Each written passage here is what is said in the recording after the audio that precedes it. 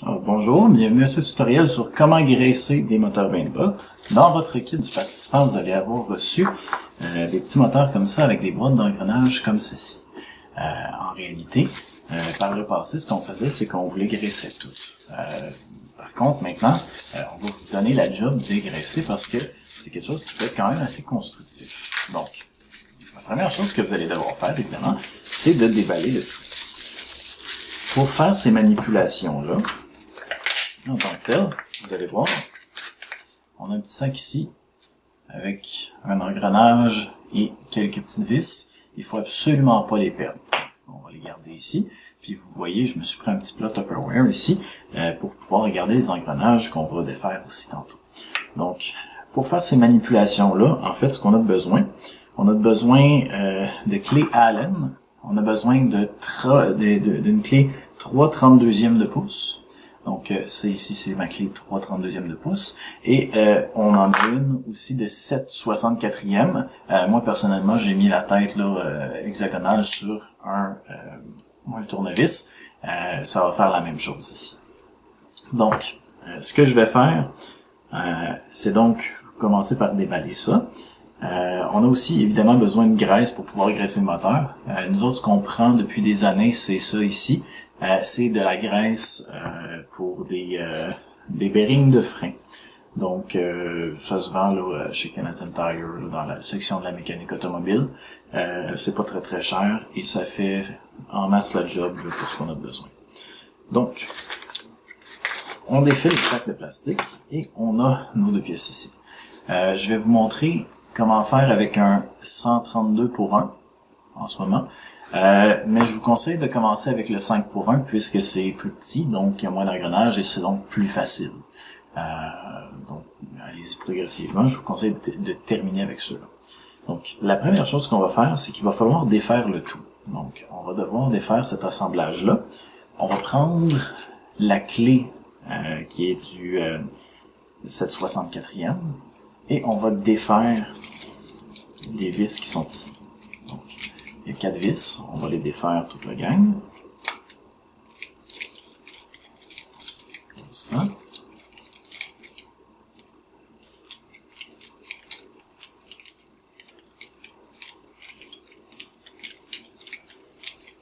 Et là, je vous suggère très fortement de tenir, avant que la 4e vis se défasse, là, de tenir la plaque du dessous, puisque si ça se défait, ça se pourrait que tous les engrenages tombent, puis là, ça vole partout. Donc, faites attention à ça. Allez-y, la tête par à l'envers. Et vous allez voir ça ici. Premièrement, il y a cette plaque-là ici. Celle avec le collant, attention, le gearbox doit être graissé. Donc, ça, on peut l'enlever puisqu'on est en train de le faire, on sait déjà ça.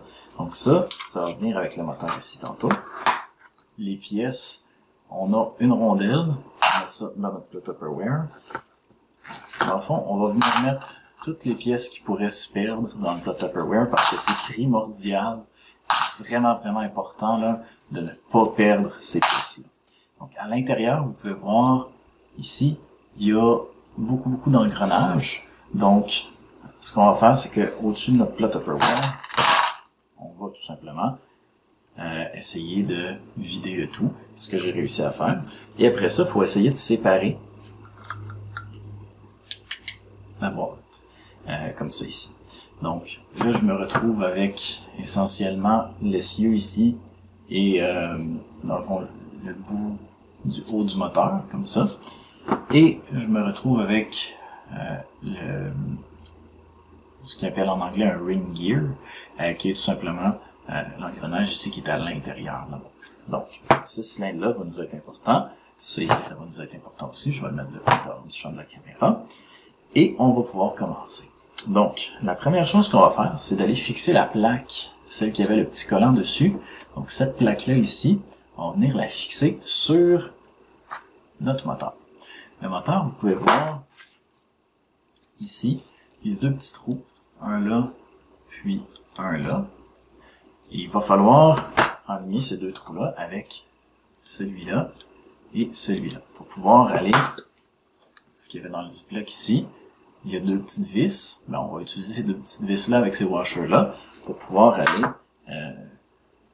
visser ça sur le moteur. Donc, la première chose qu'on doit faire, ça va être de mettre ça ensemble et on va avoir, c'est ici.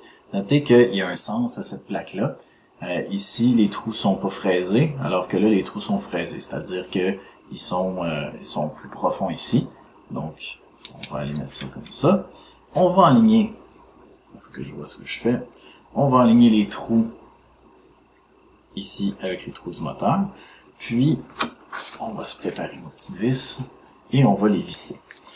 Donc, ces petites vis-là, c'est les seules qui utilisent la clé Allen 632. Les autres utilisent toutes le 764. Pardon, 332, pas 632. Donc, ici, ce que j'ai fait, j'ai mis la petite rondelle brisée sur la vis, parce que c'est absolument nécessaire de faire ça. Et donc, je vais faire la même chose pour l'autre. Je pense pas que vous pouviez bien voir sur la caméra, là. Mais, je viens de mettre la petite rondelle brisée. Et là, tout ce que j'ai besoin de faire, c'est de venir ici. Et de, si mon trou est bien aligné, visser un petit peu. Je vais faire la même chose pour l'autre. Ma rondelle est déjà mise. Donc, je rentre ça. Et normalement, si je visse le tout,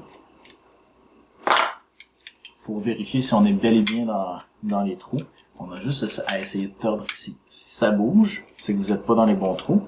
Si ça bouge pas, ben, ça veut dire qu'on est à la bonne place. Donc là, ici, on va aller venir finir la job. Donc, on va visser le tout. On va visser le tout relativement serré, puisqu'on veut vraiment que ça bouge pas. Donc, on visse le tout de façon assez serrée. Première vis, deuxième vis. Comme ça ici.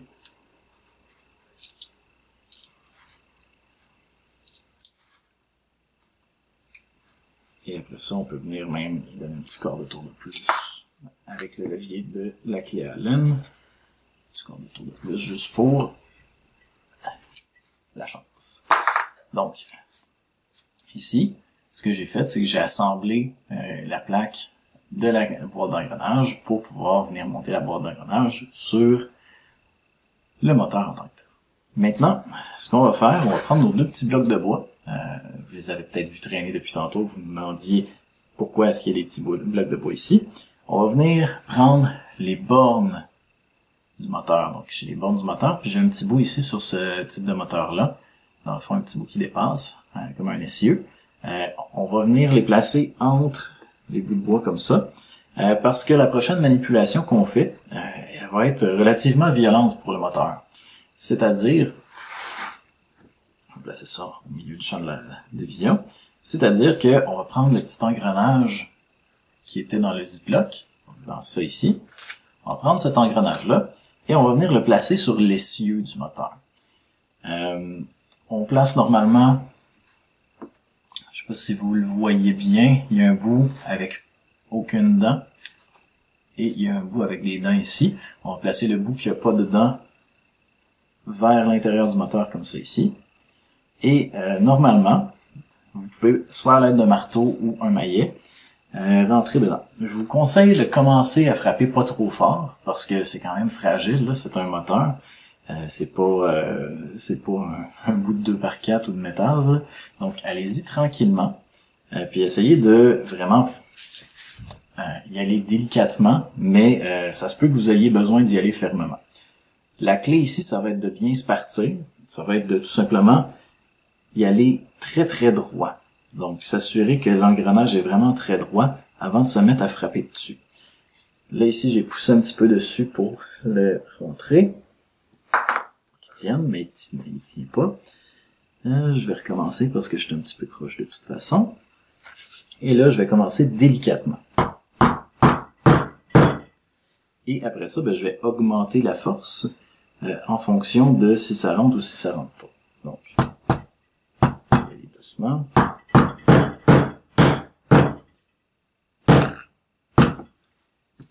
On peut voir ici, je suis un petit peu croche. Donc, je suis pas exactement dans l'axe. Donc, il va falloir que je rectifie ça. Donc, je vais essayer de rectifier le tout. Là, je l'ai pris avec mes doigts, je l'ai tassé un petit peu. Là, en ce moment, elle est droite. Donc, je vais essayer de taper dessus. Je crois que le marteau serait une meilleure option.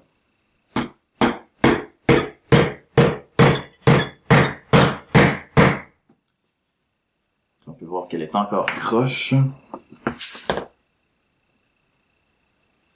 Il va falloir que je la rentre un petit peu plus en angle, comme ça, dans l'autre sens, comme celui-ci.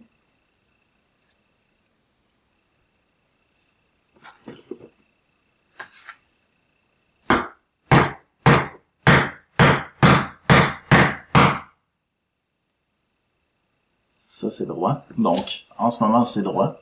C'est relativement droit, sauf que c'est pas assez profond encore. Donc, ce qu'il faut faire, c'est taper dessus.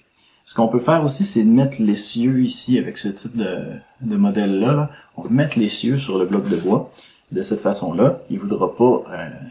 l'essieu voudra pas passer de bord en bord du moteur et ça maganera pas les pins. Ici, ça va pas endommager là, ces petites pins-là. Donc, si on y va comme ça.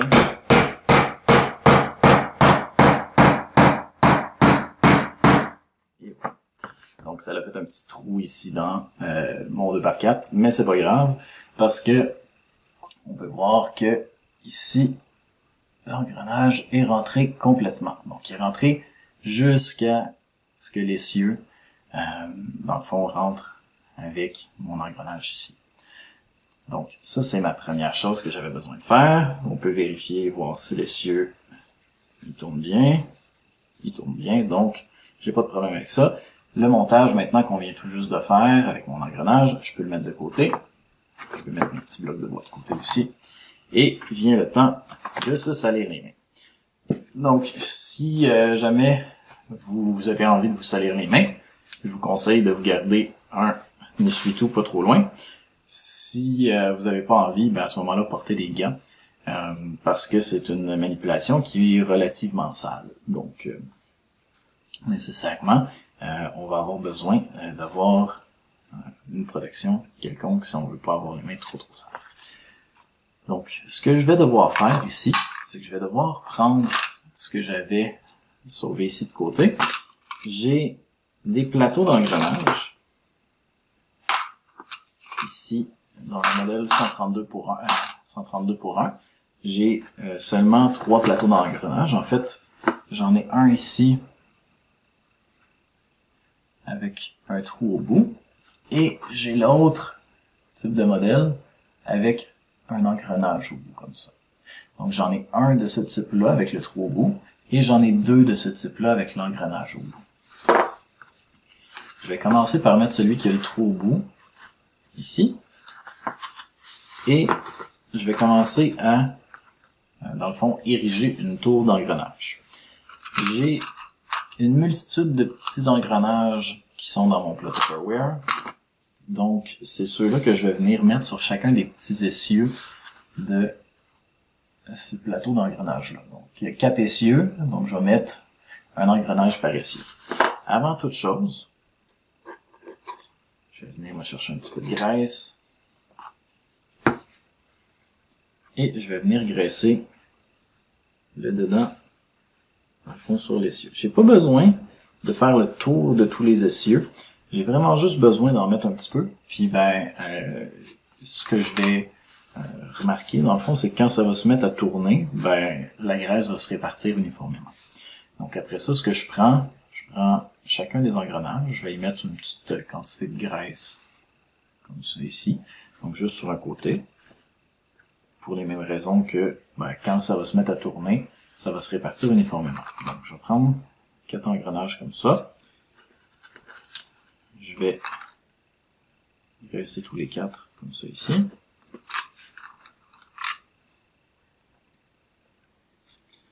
Et puis là, ben, mes 4 engrenages sont sur mon plateau ici. Maintenant, je vais prendre un des 2 plateaux, ça ne dérange pas lequel. Celui avec l'engrenage en dessous, et les petites pins sur le dessus. Donc, je vais prendre ça, je vais mettre un petit peu de graisse sur son engrenage aussi. Je vais insérer mon engrenage du plateau au travers des 4. Et là, j'ai, dans le fond, mon deuxième étage de plateau. Donc, là, après ça, ce que j'ai besoin de faire, je répète les manipulations. Donc, sur les 4 essieux, je mets une petite couche de graisse. Comme ça ici. Et après ça, je vais faire ça pour 400 engrenages.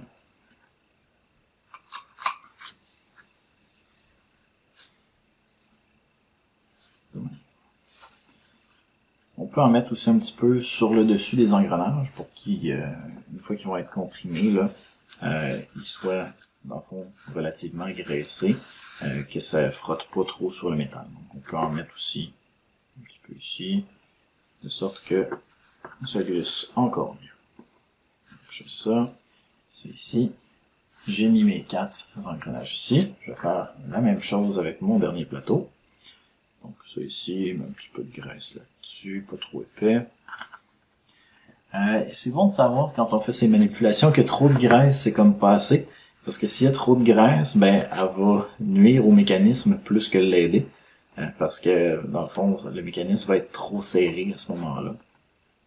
Et ben, on veut pas ça non plus. Donc il faut vraiment y aller avec parcimonie. On n'est pas obligé de mettre une tonne de graisse. On a juste besoin d'en mettre suffisamment pour que ça fonctionne. Donc, ici, j'ai ça. Ça comme ça ici. On peut y mettre encore de la graisse. Et ça ici, ça fait mon 3 étages d'engrenage. Maintenant, on va venir prendre notre rondelle ici et on va venir badigeonner un peu de graisse là à l'intérieur. Encore une fois, relativement avec parcimonie. On va essayer d'uniformiser un petit peu.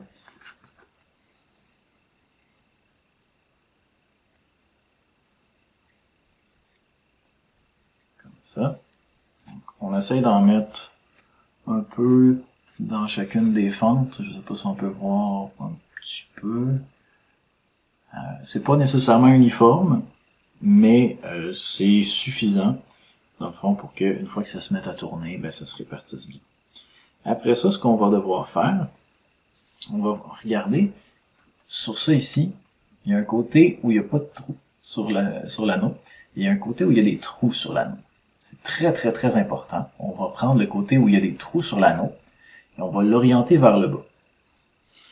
Après ça, ce qu'on va faire, on va venir tenir la tour ici avec le doigt et on va venir essayer de rentrer ça comme ça. Je vous le dis tout de suite, ça rentrera pas facilement, mais il faut pas forcer. Il faut y aller avec notre tête. Donc on va tourner l'anneau jusqu'à temps que les engrenages s'enlignent. Donc là, j'ai réussi à rentrer mon premier étage. Ça bloque sur le deuxième. Donc, je vais faire la même manipulation encore. Donc, je tiens en dessous. J'ai réussi à enligner mon deuxième étage. Il me reste le dernier étage. Ici, je vais le prendre en dessous. Et on va tourner comme ça. Et là, ça rentre. Une fois que c'est rentré, faites bien attention. Si vous oubliez ça, votre boîte d'engrenage ne sera pas super efficace. On va mettre la rondelle qui était tombée au début. On va la mettre comme ça ici. On va virer ça de côté. Et puis là, ben, on a nos 4 trous qui sont là. Alors ça, on va le graisser un petit peu aussi. On a nos 4 trous. Je vais essuyer les doigts un petit peu. Et on a 4 pins à l'intérieur ici, de l'autre côté de l'essieu. Donc on va venir enligner les 4 pins avec les 4 trous. Et il faut aussi remarquer que cet essieu-là a une forme tronquée. Donc c'est pas un rond tout court. Et ça non plus, c'est pas un rond tout court. Donc il faut rentrer l'essieu avec la bonne orientation. Et il faut rentrer les petites pins aussi avec la bonne orientation. Donc là, j'ai aligné mes petites pins, j'ai aligné mon essieu. On peut voir que ça veut rentrer. Et là, ben, j'ai juste besoin de serrer comme ça. Donc là, tout ce que j'ai besoin de faire à la suite, c'est prendre mon assemblage de moteur que j'ai fait tantôt. On va venir essayer de l'enligner comme ça. Je vous suggère très fortement de mettre les 4 trous du moteur comme ça sur le même axe. Et tout ce que j'ai besoin de faire après ça, je vais me laver les doigts pour pas tout gommer mon tournevis. Tout ce que j'ai besoin de faire après ça, c'est de rentrer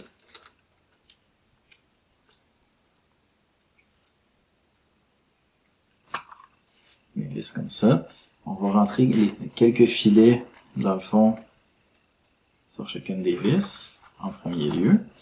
Ensuite, on va serrer les vis en forme de X. Donc, on va commencer par une diagonale, puis on va faire ensuite l'autre diagonale pour éviter qu'il y ait des écarts de pression à l'intérieur du moteur. Ça, j'en ai pas besoin. Donc, par exemple, si je commence par celle-ci, celle qui est en haut à gauche, ou vers la caméra en ce moment, je la serre. Je vais aller donc celle qui est le plus loin de la caméra en ce moment.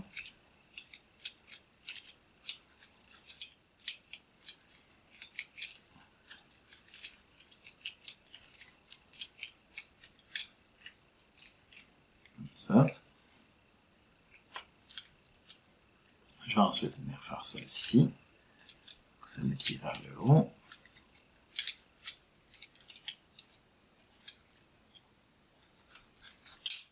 Et ensuite, je vais venir faire la dernière, celle qui est vers le bas.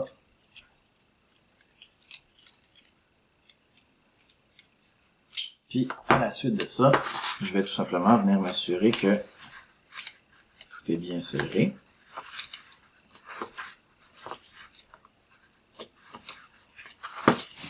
Je vais venir nettoyer un petit peu le moteur parce que sinon, vous allez avoir de la graisse un peu partout sur les doigts quand vous allez travailler avec ce type de moteur-là. Et après ça, il reste seulement à le tester. Je me suis amené une batterie à 12 volts, là, dans le fond, comme les batteries de perceuse qu'on a, mais vous pouvez utiliser n'importe quelle batterie 12 volts que vous voulez. On va venir tout simplement brancher à chacune des bornes du moteur. Ici, peu importe le sens, ça dérange pas. Puisque, ben, au pire, ça va changer juste l'orientation de la rotation du moteur. Après ça, ben, je vais venir me brancher sur chacune des bornes de la batterie. Et normalement, on devrait avoir un moteur qui tourne et on devrait avoir un son qui est pas trop déplaisant à l'oreille. Donc, allons-y.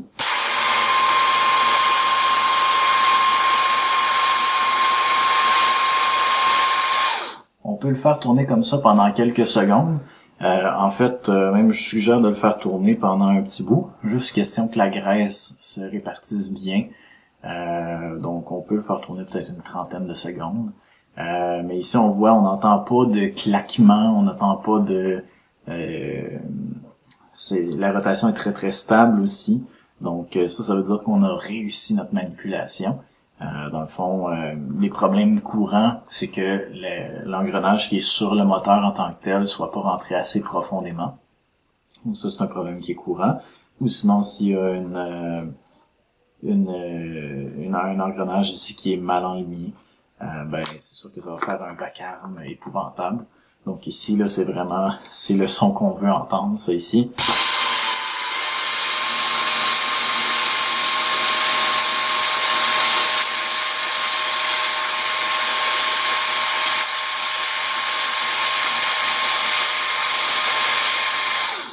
Donc voilà, donc celui-là, il est fait. Maintenant, ben, on peut passer à d'autres types de moteurs. On peut refaire les mêmes manipulations. Dans le fond, c'est les mêmes manipulations pour le 5 pour 1 ici. La seule distinction, c'est que lui, ben, il y a un plateau de moins, si je me trompe pas. Donc, il va avoir un plateau avec le trou, puis un plateau avec l'engrenage. Puis, ben, c'est tout. Donc, ça va ressembler directement à ça. Même, je suis même pas certain de voir s'il y a 2 plateaux. Il y en a peut-être juste un là-dedans. Donc, ça va être à vous de le découvrir. S'il y en a, s'il y en a moins, mais tant mieux pour vous. Ça fait moins de graissage à faire, donc c'est moins long. Donc, voilà. S'il y a des questions, gênez-vous pas en commentaire pour les écrire, ou sinon de nous envoyer sur le forum de Robotique CRC des questions, puisque maintenant, depuis cette année, on a un forum pour archiver toutes les questions, pour, dans le fond, éviter la redondance. Donc voilà, si vous avez des questions, gênez-vous pas. Bonne journée!